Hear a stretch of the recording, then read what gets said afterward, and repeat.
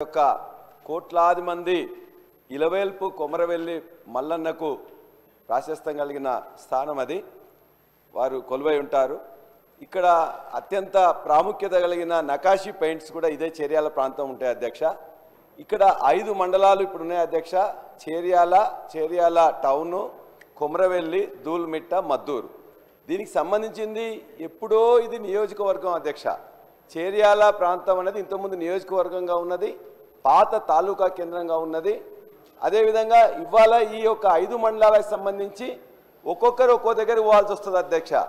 ఇవాళ మేము పోలీస్ పని ఉన్నట్లయితే హుస్నాబాద్ పోవాల్సి వస్తుంది, రెవెన్యూ పని ఉన్నట్లయితే సిద్దిపేట పోవాల్సి వస్తుంది, వ్యవసాయ పని ఉన్నట్లయితే గజ్వేల్ పోవాల్సి వస్తుంది, నియోజకవర్గ పనులైతే జనగామ పోవాల్సి వస్తుంది.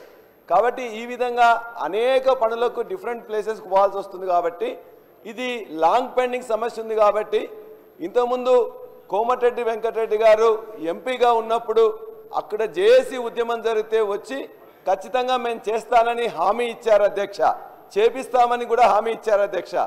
మా అక్క కొండా సురేఖ గారు మొన్న రివ్యూ మీటింగ్లో కానీ ఆ తర్వాత కొమరవెల్లి వచ్చినప్పుడు అదేవిధంగా మిగతా చాలాసార్లు కూడా చెప్తే ఖచ్చితంగా ఈ యొక్క ప్రజల కోరిక తీరుస్తానని చెప్పి కూడా వారు కూడా మాట ఇచ్చారు అక్క.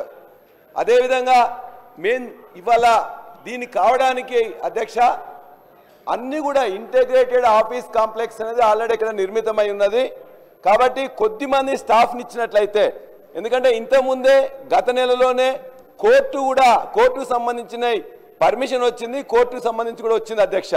కాబట్టి మా విన్నపం ఏంటంటే ఇవాళ ఇప్పటికే మీరు రెవెన్యూ శాఖ మంత్రులు కూడా మేము ఇచ్చిన లెటర్ని ఇమ్మీడియట్గా ఫీజిబిలిటీ కోసం అని పంపించారు. వారు ఉమ్మడి వరంగల్ జిల్లాకి ఇన్ఛార్జిగా ఉన్నారు. అదే ఉమ్మడి జిల్లాలో ఇంతకంటే చిన్న ప్లేస్ అయిన ఏటూరు నాగారంని రెవెన్యూ డివిజన్గా చేస్తున్నారు. కాబట్టి ఫీజిబిలిటీ ఉంది, అవసరం ఉంది, ప్రజల యొక్క కోరిక ఉన్నది, ఇంటిగ్రేటెడ్ ఆఫీస్ కాంప్లెక్స్ ఉన్నది, కోర్టు ఉన్నది.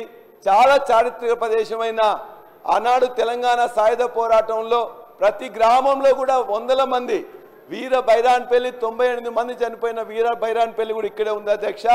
30 మంది చనిపోయిన కూటిగల్లు ఉంది. మొత్తం గ్రామాలలో కూడా ప్రతి గ్రామం కూడా ఒక చారిత్రక ప్రదేశం, అవసరం ఉన్నది, ప్రజలు కోరుతున్నారు. కాబట్టి సీనన్న నేను రిక్వెస్ట్ చేస్తున్నా, దయచేసి మీరు ఏదైతే ఫీజిబిలిటీ కోసం పంపించినరో కోమటిరెడ్డి వెంకటరెడ్డి గారు మంత్రి ఆనాడు ఎంపీగా వారికి హామీ ఇచ్చిండ్రో, ఈ మధ్య సురేఖ గారు కూడా ఇస్తానని చెప్పేసి ఒక హామీ ఇచ్చిండ్రో, దయచేసి మీరు కూడా వెంటనే ఈ రెవెన్యూ డివిజన్ ఏర్పాటుని ఆమోదించి ప్రకటించవలసిందిగా, దాని యొక్క ఫీజిబిలిటీ కాదు ఇమ్మీడియట్గా చేయవలసిందిగా మీ ద్వారా మంత్రులను ముఖ్యమంత్రి గారిని కూడా రిక్వెస్ట్ చేస్తున్నాను. గౌరవ సభ్యులు లక్ష్మణ్ గారు.